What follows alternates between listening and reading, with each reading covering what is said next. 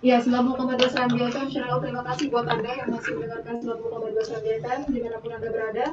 Masih dalam talk show interaktif bersama dengan Komisi Informasi Aceh dengan tema hari ini harapan dan tantangan Komisi Informasi Aceh periode 2020-2024. Dan masih bersama dengan kita Sheralon, dua orang narasumber kita yaitu Komisioner Komisi Informasi Aceh Bapak Muslim Fadli MSM dan juga Koordinator Masyarakat Aspirasi Aceh Mata Bung Alfian. Dan tadi juga sudah jauh dijelaskan oleh Bung Alfian juga mengenai problem-problem yang dihadapi oleh Kia sebelumnya Pak, dan juga Bapak juga sudah menjelaskan tadi seperti apa salah satunya sengketa-sengketa informasi publik yang sering diterima oleh Kia sendiri. Nah, kalau kita berbicara mengenai Kia untuk jilid ketiga ini Pak, apa kira-kira tantangan yang saat ini sedang dihadapi oleh Kia dalam menjalankan fungsi, tugas, dan juga wewenangnya? Memang menjadi referensi bagi Kia periode ketiga ini, yaitu Kia periode pertama, Kia periode kedua, yang dimana kelemahan-kelemahan daripada kekurangan-kekurangan daripada periode pertama dan kedua ini menjadi referensi bagi kita untuk menjawab persoalan-persoalan di Kia di saya akan datang. Maka dari itu kami sepakat di 2021 kita mulai dalam hal pengaturan terkait dengan sekretariat, sumber daya manusia maupun anggaran sarana prasarana untuk mendukung kesuksesan Kia di periode ketiga ini, adanya kerjasama dengan pemerintah Aceh dalam hal ini dan juga pemerintah kabupaten kota agar memang benar-benar saling bekerja sama, saling kita bisa berkomunikasi sehingga keterbukaan informasi publik atau penyelesaian sengketa-sengketa informasi publik di periode ketiga ini 2020-2024 lebih, saya harapkan itu lebih sedikit ya sengketanya ketimbang sengketa tahun-tahun periode-periode sebelumnya.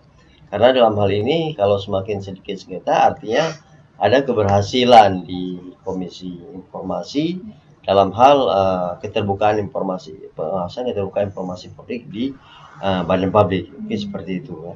Iya, maaf ya, melihat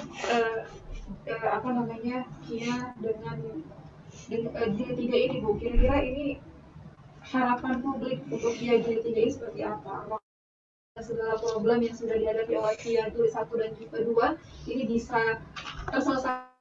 Ya, perlu juga dibicarakan bagaimana problem-problem yang selama ini kan dari 5 komisioner ini ada 2 yang incumbent ya, yang juga paham dalam istilah ini saya pikir dieksplor dan akhirnya rencana strategis ini bisa berjalan kelemahan-kelemahan ini. Nah, dan kita mendukung penuh kalau memang komisioner yang jilid 2 ini akan melaksanakan ekstra.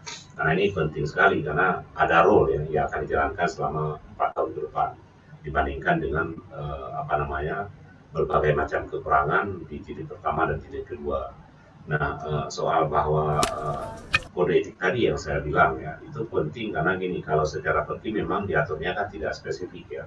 Nah, contoh misalnya komisioner Kia ketika dia dikeluarkan SK untuk aktimasi tensi untuk badan publik lain kan, itu dibenarkan. Nah, kalau kami itu menganggap itu tidak bisa terjadi konflik kepentingan. Jadi soal independensi ini perlu diatur dalam kode etik. Nah, yang kedua, misalnya komisioner Kia tidak bisa terlibat dalam penyusunan DIP. Kalau misalnya Kia ingin terlibat, dalam artinya tidak pada posisi terlibat langsung, tapi Kia bisa menyiapkan, menurut versi Kia ada hasil analisis untuk DIP ini apa saja, jadi bisa memberikan masukan ke komisi besar misalnya. Tapi tidak pada posisi terlibat langsung, karena kalau terlibat langsung konflik kepentingannya akan besar.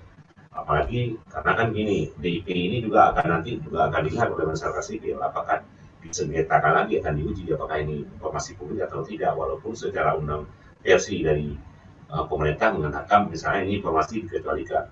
Karena teringat kami, DIP pertama kali dikeluarkan pada masa kepemimpinan Gubernur Bapak Jeni pada saat itu banyak sekali misalnya yang informasi publik dimasukkan ke informasi pengecualian, terakhir direvisi ya, direvisi alhamdulillah sudah agak lumayan. Jadi padahal pada saat itu terlibat jadi apa namanya dari salah satu komisioner terlibat dalam penyusunan IP tersebut. Makanya konflik kepentingannya ini yang harus kita jaga. Makanya penting sekali kode etik yang itu memang menjadi pegangan ke 5 komisioner ini. Nah, yang kedua apa namanya soal informasi, tata kelola informasi, misalnya ini juga perlu yang melalui web ya, saya pikir sudah sangat lumayan bisa disampaikan, misalnya publik bisa melihat, karena ini bagian dari kontrol juga, kontrol publik, karena berapa misalnya yang sekarang yang dari sengketa tentang apa saja dan yang sudah mau diputuskan berapa, dan begitu juga ini bisa memudahkan untuk melihat perkembangan informasi bagi orang yang meminta yang masuk dalam sengketa informasi. Nah, tata kelola informasi ini ya saya pikir melalui web sudah cukup ya, dengan fasilitas web, jadi orang bisa mengakses dan itu lebih mudah. Iya. Kamu kalau kita melihat di sini salah satu hambatan dan tantangan yang dihadapi KIA ini dikatakan bisa seperti minimnya pemahaman masyarakat soal undang-undang terbukaan dan informasi publik, dan juga rendahnya kesadaran badan publik menjalankan ketentuan standar layanan informasi publik. Kalau kita melihat badan publik sendiri ini memang sekarang ini seperti apa Pak untuk bisa sadar untuk bisa menjalankan ketentuan standar layanan informasi publik ini seperti apa? Memang badan publik kondisi birokrasi kita, terutama badan publik di birokrasi ya, mereka tidak begitu familiar dengan Undang-Undang nomor 14 tahun 2008 ini tentang keterbukaan informasi publik. Termasuk mungkin anggaran sendiri mereka juga saya lihat di pemerintah kabupaten kota ya kurang terpublish ke masyarakat. Hal itu memang hal yang perlu disampaikan. Begitu juga lembaga-lembaga lain yang menerima dana dari pemerintah daerah. Itu terkadang lembaga tersebut itu tidak pernah menyampaikan pertanggungjawaban kepada anggota maupun kepada publik seperti itu. Cuman di saat memang pertanggungjawaban kepada pemerintah daerah itu ya disampaikan secara penggunaannya kemana seperti itu. Jadi dalam hal ini perlu sih dari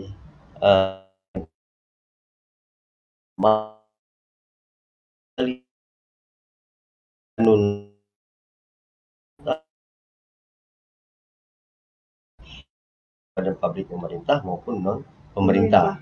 Begitu juga pemerintah daerah dalam hal ini diharapkan adalah mereka juga terlibat dalam hal keterbukaan informasi publik dengan melahirkan regulasi, baik itu daftar informasi pengecualian maupun tata cara menyampaikan informasi di media. Apalagi sekarang ini kan zamannya revolusi industri, semua bisa terakses dengan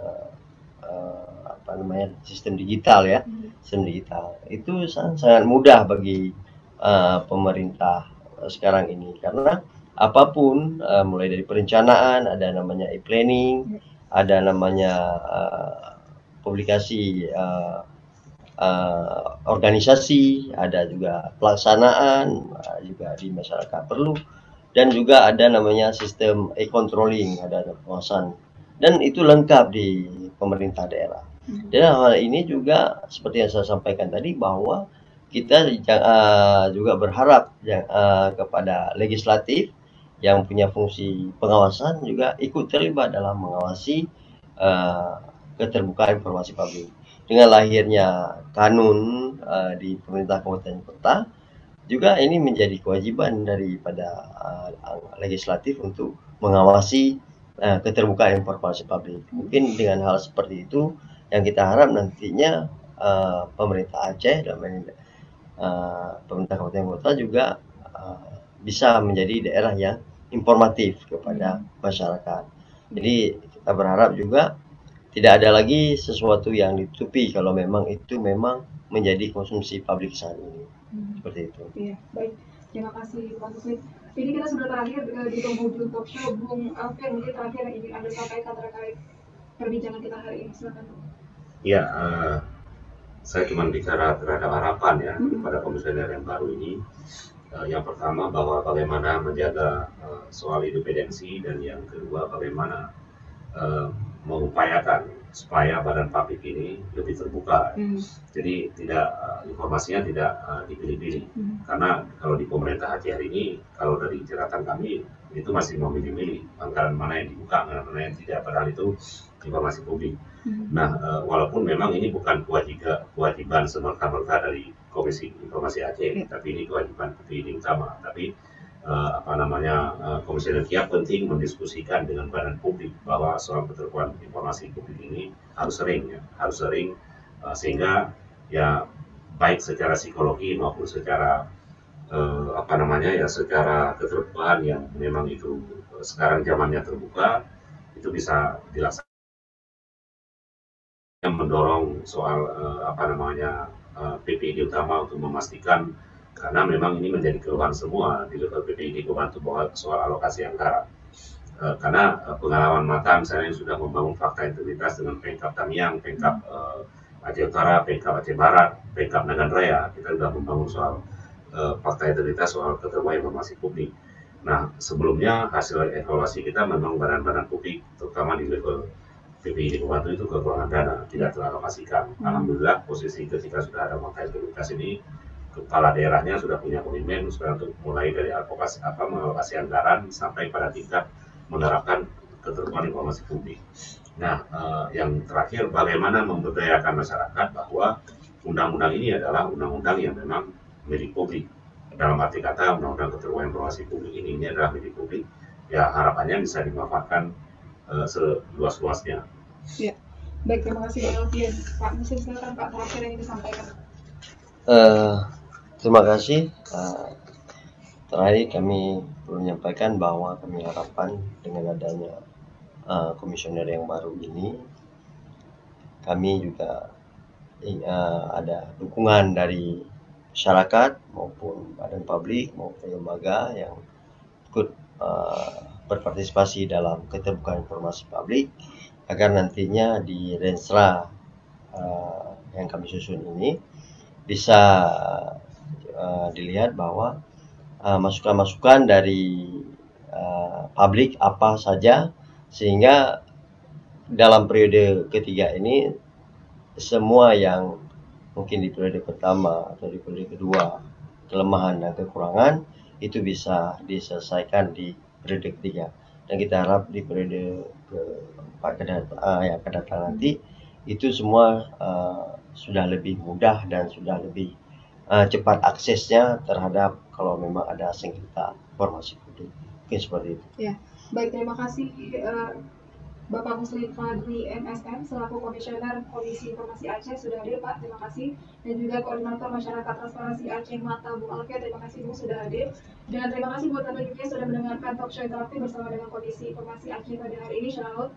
Semoga kita harapannya juga KIA jilid ketiga ini bisa melaksanakan fungsi, tugas, dan wewenangnya dengan baik juga, sehingga keterbukaan informasi publik di Aceh ini bisa dilaksanakan dengan baik. Baik, terima kasih. Pastikan buat Anda terus stay tune di 90,2 FM.